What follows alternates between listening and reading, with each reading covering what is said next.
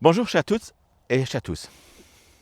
Aujourd'hui, nous allons élaborer un sujet qui est très simple. Juste un instant, je tourne la page ici et c'est un chiffre. C'est le 500. Le 500, si vous suivrez mon vidéo ou mes vidéos de futur, vous allez retrouver les assez souvent.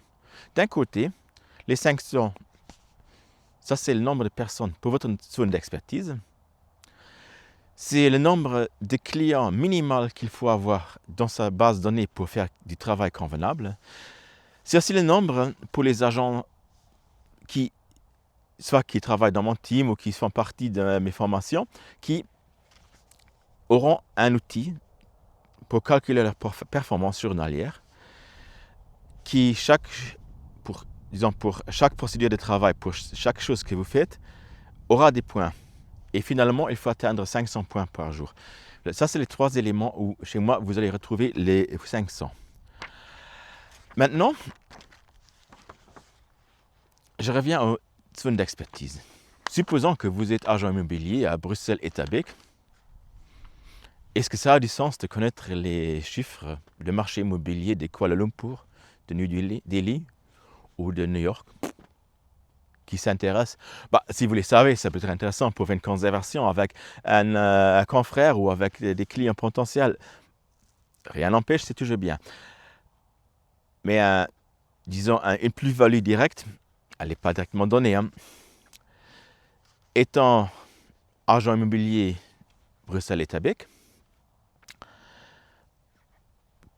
connaître le marché peut-être immobilier de Luxembourg, peut-être de Paris ou de Francfort, ça vous rapporte pas non plus directement quelque chose.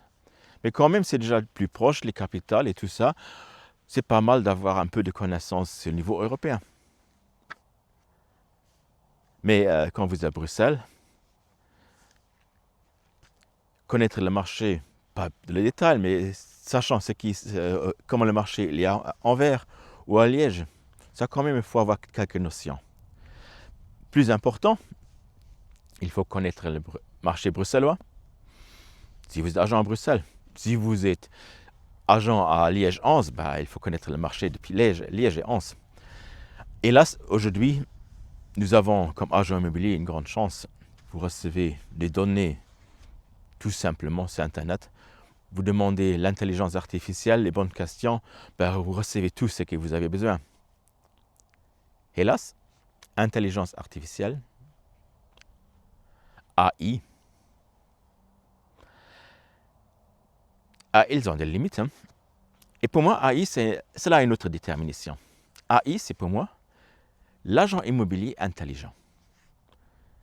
Pour dire l'agent immobilier intelligent, ça c'est l'agent immobilier qui connaît ses clients.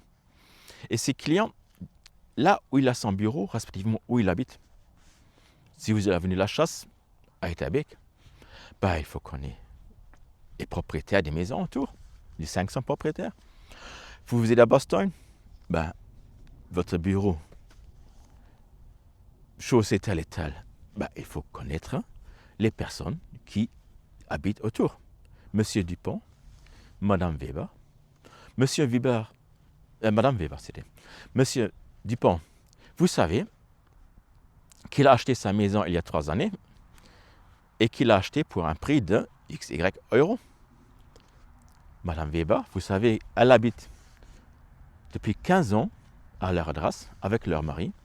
Les enfants, ils sont presque adultes, ils sont à l'université, ils vont quitter la maison. Les enfants s'appellent Julien et Pierre.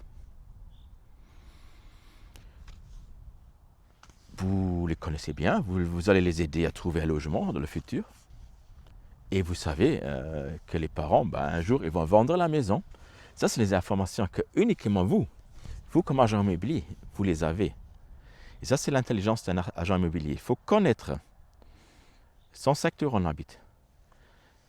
Ça n'a pas de sens de connaître maintenant 1000, 2000 personnes. Il faut être réaliste. Gérer 500 personnes, ça vaut du travail.